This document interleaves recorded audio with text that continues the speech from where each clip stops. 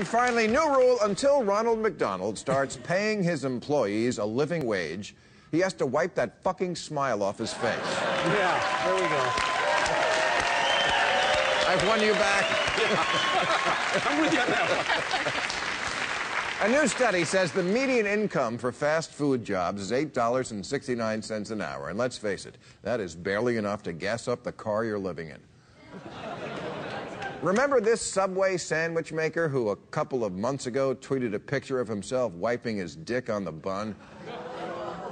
You can hate him, but you can't really blame him.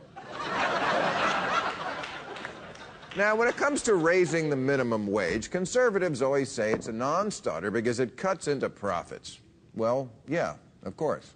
Paying workers is one of those unfortunate expenses of running a business.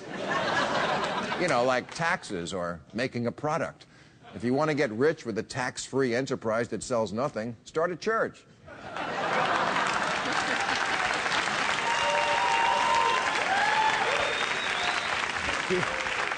You might think that paying people enough to live is so self-evident that even crazy people could understand it, but you would be wrong. Michelle Bachmann is not only against raising the minimum wage, she's against having one at all. She once said if we took away the minimum wage, we could virtually wipe out unemployment because we would be able to offer jobs at whatever level. Put that in your brain and smoke it. You could hire everyone if you didn't have to pay them. And naturally, Ted Cruz agrees. Ted Cruz thinks it's a good thing that when his Cuban father came to America, he was paid 50 cents an hour to work as a dishwasher before becoming Charo. When did the American dream become this pathway to indentured servitude? This economic death spiral where workers get paid next to nothing, so they can only afford to buy next to nothing, so businesses are forced to sell cheaper and cheaper shit. Walmart employees can only afford to shop at Walmart. McDonald's workers can only afford to eat at McDonald's. And Hooters waitresses have to wear shirts they grew out of years ago.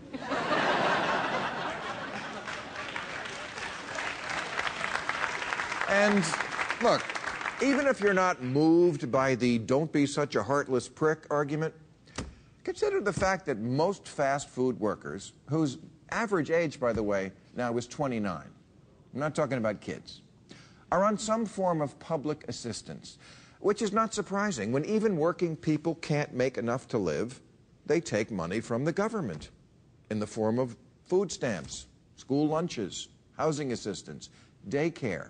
This is the welfare that conservatives hate. But they never stop to think, if we raised the minimum wage and forced McDonald's and Walmart to pay their employees enough to eat, we, the taxpayers, wouldn't have to pick up the slack.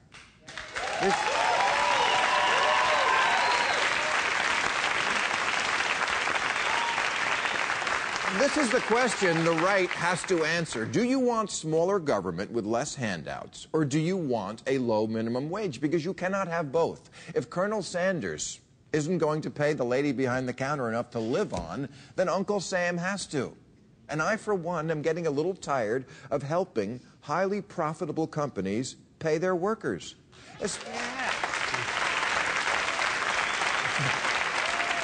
Especially when I don't even eat at KFC. I mean, I get high, not that high.